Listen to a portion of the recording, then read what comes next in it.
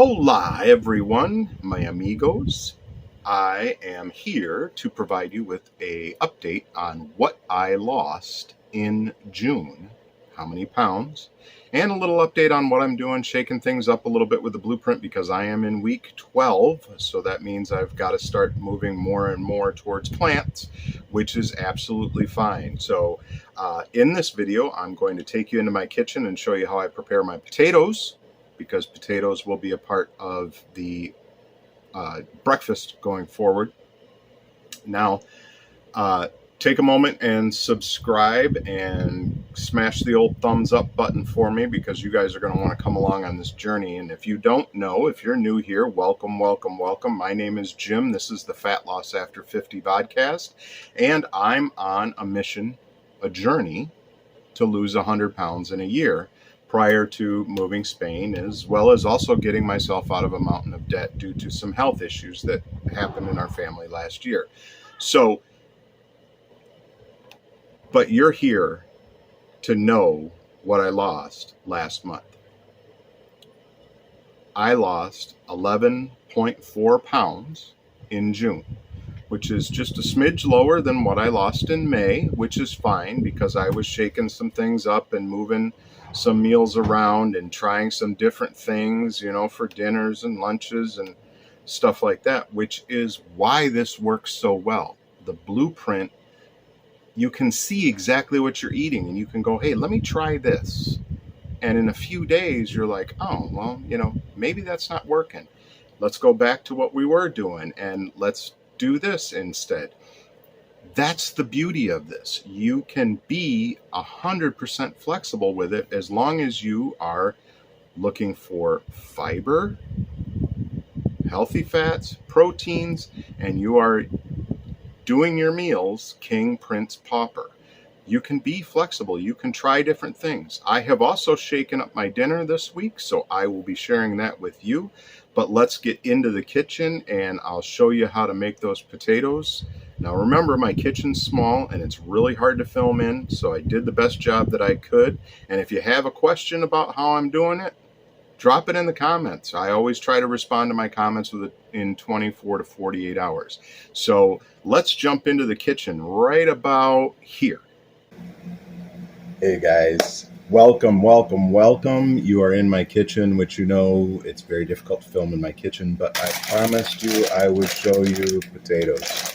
Potatoes are wonderful, particularly when you cook them ahead and then freeze them or refrigerate them, because they a lot of the starch turns into resistant starch, even if you reheat them later. So I always pre-cook my potatoes, turn that starch into resistant starch, because your good gut bacteria love resistant starch and your body can't break it down, which means those calories don't end up on you. So I buy these. They're super easy. They're little potatoes. They're just so much easier to cut. That's all there is to it. I'm all about trying to be quick, simple, and easy, right? Well, if I got little potatoes, and these are reds and yellows, and so I won't make you guys watch me cut all these potatoes, but I'm just cutting them,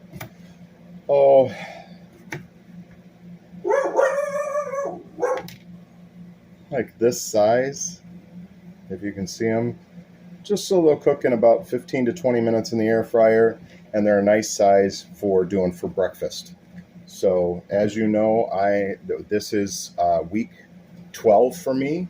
So at the end of this week, the eggs and bacon are gone from breakfast, and I've already cooked rice and black beans.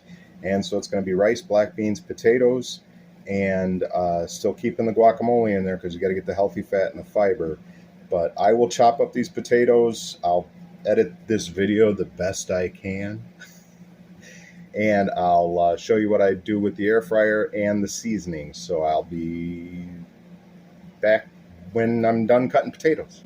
All right, guys, I got the potatoes chopped up. They're just in a glass dish. You can see it's about enough to fill my air fryer. And then when I bag this up and freeze it, I've already got the rice and beans in the freezer. Let me show you.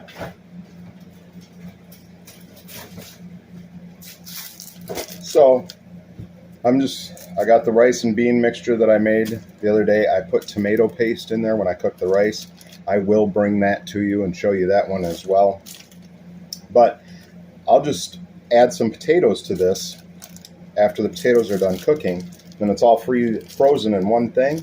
All I got to do is throw it in the pan in the morning and let it heat up a little bit. I might have to add a touch of olive oil to it just because, but you know, healthy fats.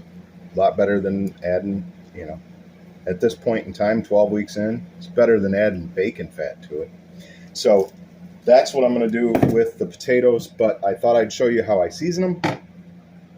And this stuff is great. I just found this. Oh, by the way, not paid advertising. These little potatoes, I just like it quick and easy. It's way easier to cut those than cutting the big old gargantuan potatoes. So this stuff, Nu-Salt. If you have trouble with blood pressure, this is potassium chloride, not sodium chloride. It's available at my grocery store, and it's not very expensive. And I just found out about this stuff on nutritionfacts.org, which I have told you guys about. But it actually does taste better than table salt. But if you're using regular table salt, then you're getting your iodine from table salt. So as we make the conversion, and I'll cover this more in depth in a video because it's really important, as we make the conversion to more and more plant-based, we're going to need to add two things. We're going to need to make sure we're getting enough iodine, whether that's in a multivitamin or you eat sea vegetables. I personally don't like sea vegetables. If you do, you like a little nori, you like a little sushi, boom, you're good. And also, we will need to think about, I almost forgot, B12. We get our B12 principally from meat. So anybody who's vegan, anybody who's vegetarian, and remember, I don't preach vegan and vegetarian. I'm just preaching whole food plant-based. So if you're going to be doing plant-based and most of what you eat is fruits and vegetables, you need to make sure you're getting a B12. So go over to nutritionfacts.org, look up B12. He'll give you the exact dose you need. You can take it once a week or you can take it every day, depending on what the micrograms are for it. So check that stuff out. I will do a video longer. Anyways, back to the potatoes. I told you this old guy can ramble on forever. So I'm just going to use some of this potassium chloride, not table salt. And I do my seasoning before I do olive oil. Smoked paprika, get this at Costco, really good. It's yummy. You don't need a whole lot of it, just a little flavor. My ground cayenne red pepper, not the spoon side. We don't want the spoon side, just the shake side. Give it a little heat.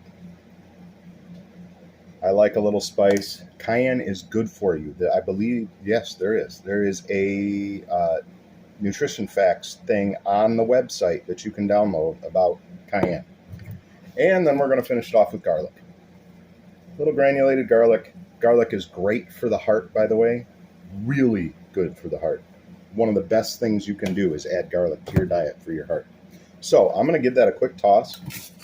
Don't come at me about having black plastic spoons. I didn't even read into all that stuff because I'm so tired of hearing about all the nonsense. If you can't show me scientific evidence like nutritionfacts.org does, I don't want to hear what you've got to say. So I want to see the science behind it. So we gave that a quick toss. And I should probably turn on the air fryer. I'll be right back. So hopefully I cut that out. You know, I'm not that great at editing. But I turned on the air fryer. I air fry at 390 degrees. And the potatoes, I usually set them for 20 minutes, but then I check them like once they start getting around 12, 14, 16 minutes. Just because I like my potatoes crispy. And it's a lot easier to crisp them in the air fryer than to try and crisp them when you're reheating in the pan, because it takes longer. So then I'm just going to take my extra virgin organic olive oil, and I'm going to do a little drizzle, and I'll try and show you, because it's not much. This is, I don't measure. This is maybe a teaspoon and a half of olive oil. You don't need much. You're just putting a little dampness on there so that when they go in the air fryer, they've got just a little bit of oil to help them. And there's many ways to make crispier potatoes. I know if you boil them first, if you one of them's add mayonnaise to them, coat them with mayonnaise. No, thank you. Not when we're getting healthy. So I just move those around, scoop them around, just lightly seasoned, lightly oiled potatoes, and then I throw them in the air fryer. You can use whatever seasonings you want. Again, I encourage you to use just the seasonings. Like, none of these are blends. They're just the seasonings. You're better off using plain old seasonings than buying blends, simply because you don't know if it contains MSG, because the law says as long as it contains under this amount, you can say it has no MSG, which I think is a little bunk, don't you? You know, if it says no MSG, it should be no MSG. So I'll be back afterwards. Yeah, you know what? You guys have seen enough. You know how to throw potatoes in the air fryer, shake them up in the basket once in a while. This has dragged on long enough for you guys, so I'll cut this into one of my videos, and we'll have some fun with it. But thanks for following along on the blueprint. And I'll tell you what, man, it just keeps getting better. Once you make this jump at 12 weeks and you start eliminating the meats and the eggs and the cheeses, you just start feeling better and better and better. There's no other way to describe it. And yes, it does take a few minutes of prep time. You know, it took me a little while to cook rice. But when you're cooking rice, you really only walk in the kitchen and stir it once in a while. So, you know, long grain, whole brown rice takes about 50 minutes to cook. But it's simple and easy to do, because once I set it on the stove and turn the flame down and cover it, all I do is walk in the kitchen once in a while and stir it up. So I will see you guys on the next one, or maybe we'll go back to the other video. All right, guys, I hope you enjoyed that. I hope it helped you a little bit. I obviously mentioned in there, you know, resistant starch, pre-cooking my rice, beans. So basically what I'm going to be changing my breakfast up to, instead of the eggs and the bacon, which I have been slowly working myself through, I've only got a little bit left of what I bought. So once that's gone, it's gone. And, you know, occasionally it might make an appearance for a day or two here or there. Remember, we're not vegan, we're not vegetarian, we are whole food, plant-based, and you just want to minimize the amount of animal proteins that you have. And you can look up the research. The research is there. The plants have complete proteins, including every essential protein that you need for your body, the ones that your body can't make. That's why they're called essential. And we don't have to have animal protein in our diet. But given the world that we live in, the society that we live in, the unpredictability of our lives, you're going to have animal protein from time to time, and that's okay.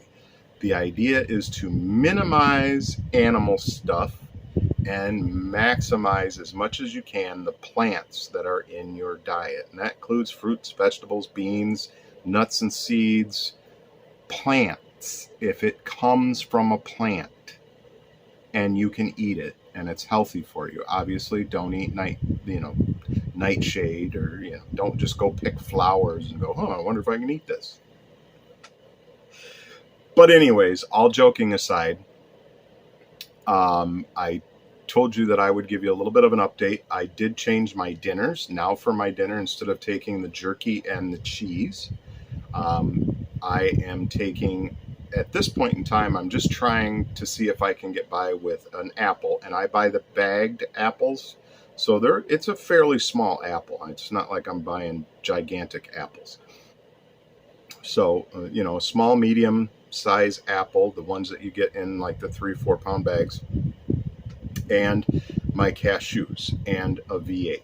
So I've eliminated the cheese and the jerky, and I'm kind of taking a break from the olives. I love olives, but after you've eaten them for 2 months every night with your dinner, it's good to take a break from them once in a while. I will be reintroducing the olives. I will be reintroducing the pickles.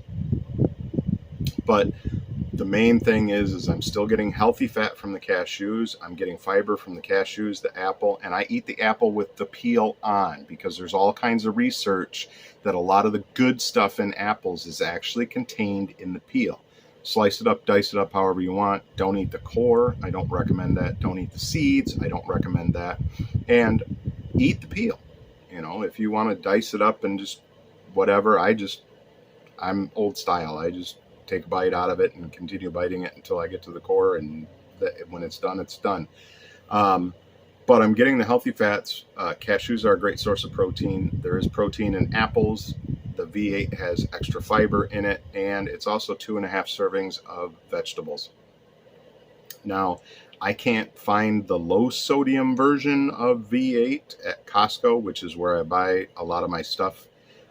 So I just deal with the salt one. In the video there, I gave you a little tip about a new salt that I came across. It's actually potassium chloride, and that has wonderful benefits that sodium chloride do not have. And you can do the research on that.